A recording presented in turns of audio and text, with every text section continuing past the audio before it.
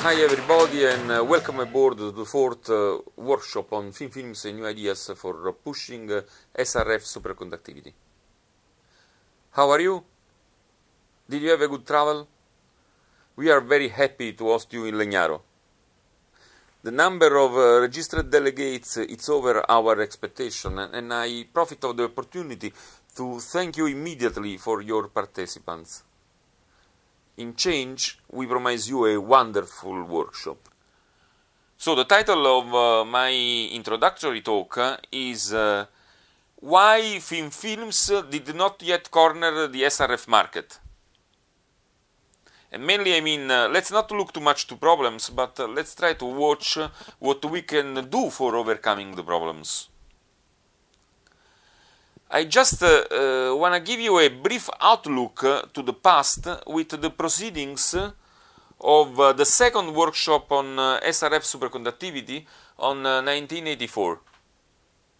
It was just the time in which I approached the SRF world, and here you can see and recognize a lot of people like Emilio Picasso, Dieter Bleus, Enrico Chiaveri, then Ron Sandlin, Jürgen Albritter, then Tuck Mantel, and so on.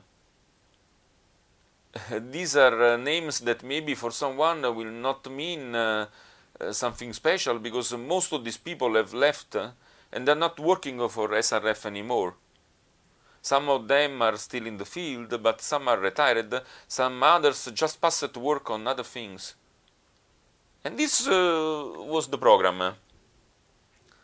As you can see, it goes from cavities in argon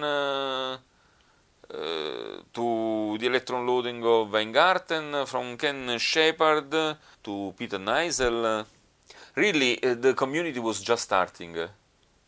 This was instead one of the papers on SRF thin films, sputtered coated niobium thin films for 500 MHz copper cavities, done by Benvenuti, Circelli, Hauer, and Weingarten in 1984.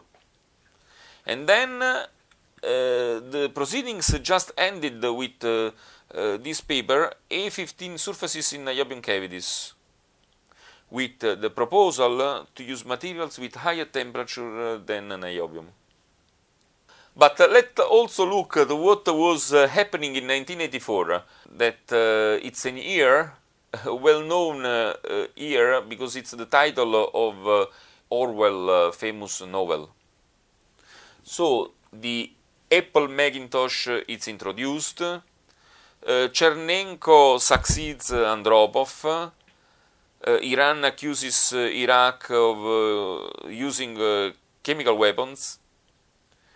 There is a long strike action that begins in the British coal industry, 1 year strike. I mean, it was not simple situation. Then 1984 Summer Olympics, and unfortunately also something not nice between gangs Bandidos and Comancheros in Sydney. Also good news, Carlo Rubian together with Simon van der Meer win the Nobel Prize in Physics in 1984. I have a clear memory of that. And then you can read by yourself. There is the Bhopal disaster. Not many people know about it, even if it killed more than 8,000 people for a methyl isocyanate leak from Union Carbide pesticide plant in Bhopal in India. Then British Telecom was privatized. Now 26 years have passed, and let's look what progress have we got on thin films. A lot of progress in understanding, definitely. A lot of experiments have been successful, but only 2 accelerators use niobium sputtered copper cavities, and one of those has been even dismounted, because LEP has worked, but then it has been dismounted. Cavities are only in the Alpine-INAC, and even if sputtered cavities are the only thing that never gave problems to the LINAC accelerator, however, sputtered cavities are used only in one accelerator. But anyway, the present is not so dense of applications, and A15 materials at the moment still look too difficult to be applied to SRF. For magnets, A15 it's okay, but for radio frequency superconductivity, that's much more difficult. And we can say that one of the most complete and modern work on SRF is Tadashi Yogi's thesis, done in Caltech in 1976. Thesis that was done under the supervision of Jim Mercerot, but we must note that after that, how to say, a development in understanding it has been, but however, this thesis is still the most modern paper exists on superheating, on LED type 1 and type 2 superconductors in SRF field.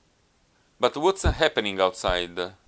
So I propose you to watch the following video.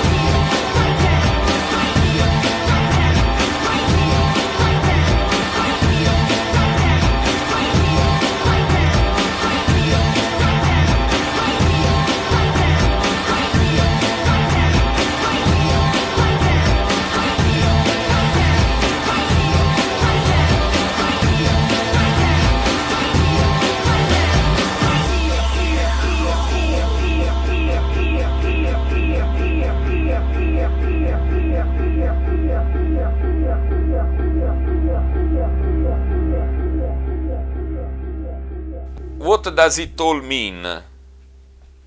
I would like to remark a few sentences that just astonished me.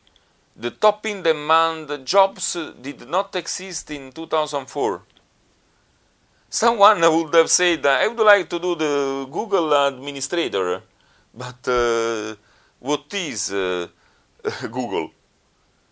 Google was a word that was meaningless a few years ago. And then another sentence that I underline, we are currently preparing students for jobs that don't yet exist, using technologies that haven't been invented. In order to solve problems, we even don't know our problems yet. That's incredible. But more than the others, what makes me thinking is the sentence that we are living in exponential times.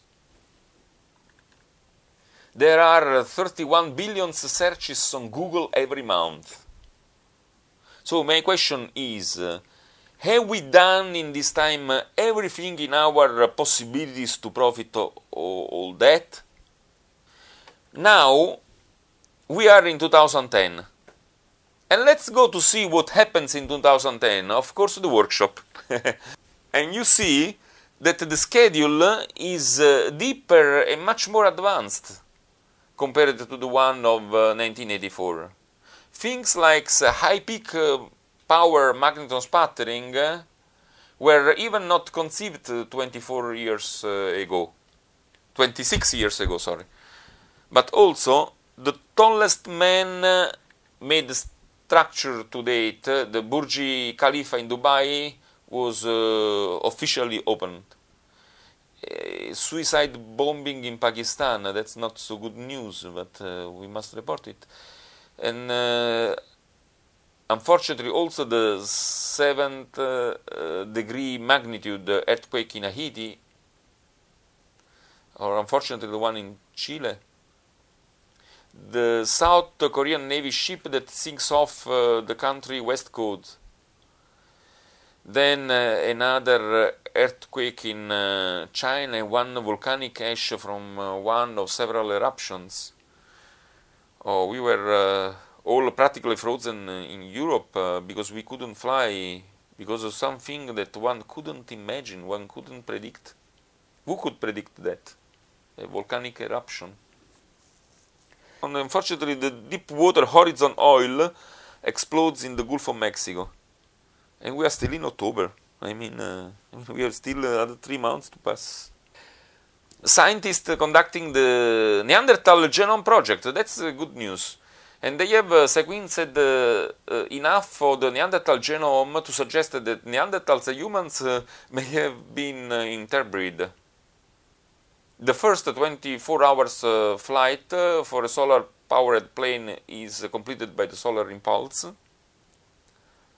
And then heavy monsoon rains begin to cause widespread flooding in Pakistan, unfortunately. But I can tell you something more.